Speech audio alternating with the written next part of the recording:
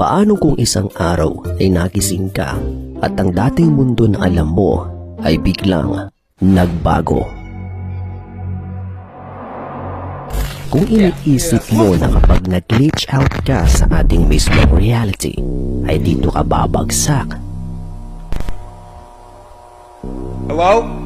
ay dyan ka nagkakamali.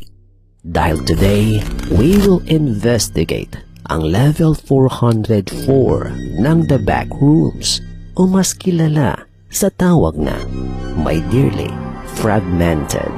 Kaya naman, let's start the video. Isa ang The Backrooms level 404 sa pinaka-misteryoso, pinaka-bizarre level ng The Backrooms.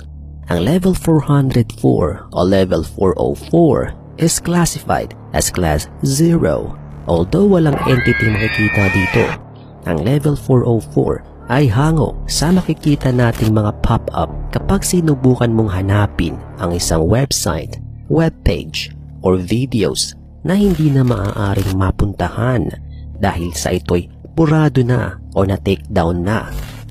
Ang level 404 ay ang isang lugar na punong-puno ng napakaraming mga glitches. Literal na makikita mo dito ang mga nakikita mo sa iyong computer o cellphone